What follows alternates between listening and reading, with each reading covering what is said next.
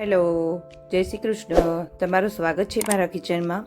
તો તમે પણ ઘરે જ્યારે ઇડલી કે ઢોસા બનાવો છો ત્યારે બહાર જેવી ટેસ્ટી ચટણી નથી બનતી? તો ચિંતા ના કરો. આજે આપણે બનાવીશું ફક્ત 5 જ મિનિટમાં રેડી થઈ જાય તેવી એકદમ પરફેક્ટ અને ઝટપટ કોકોનટ ચટણી. તો ચાલો હવે આપણે બનાવવાનું શરૂ કરીએ. તો એક પેન લઈ લઈશું અને તેમાં એક મોટી સમારેલી ડુંગળી લઈશું.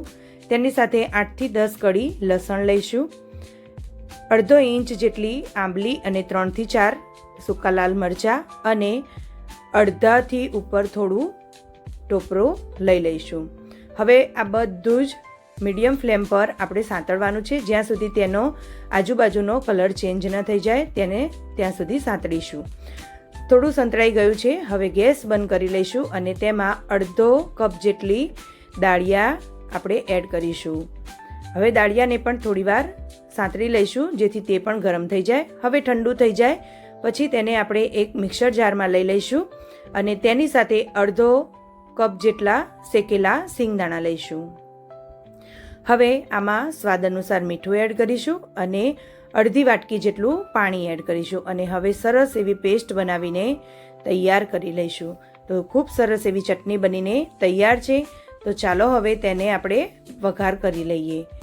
તો વઘાર માટે પહેલાં આપણે તેલ લઈ લઈશું અને તેલમાં થોડી રાઈ એડ કરીશું.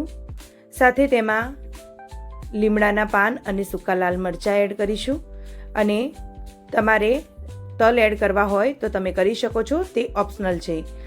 પછી તરત જ આપણે જે ચટણી બનીને તૈયાર રાખી છે તેને એડ કરી દઈશું. થોડું બધું મિક્સ કરી લઈશું અને પછી ગેસ બંધ કરી અને તેને સર્વ કરીશું.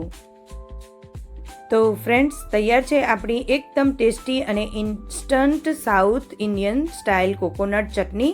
તમે જોઈ શકો છો આનો ટેક્સચર અને કલર કેટલો સરસ આવ્યો છે અને મેં અહીંયા ઇડલી અને સંભાર સાથે તેને સર્વ કરી છે. તમે પણ આ રેસીપી એકવાર ચોક્કસ ટ્રાય કરજો અને તમને આ રેસીપી તમને કેવી લાગી તે મને કોમેન્ટ સેક્શનમાં જરૂરથી જણાવજો. જો તમને આજનો વિડીયો ગમ્યો હોય તો વિડીયોને લાઇક કરજો, તમારા ફેમિલી અને ફ્રેન્ડ સાથે શેર કરજો. નવી રેસીપી સાથે ફરી મળીશું. ત્યાં સુધી આવજો. Thank you.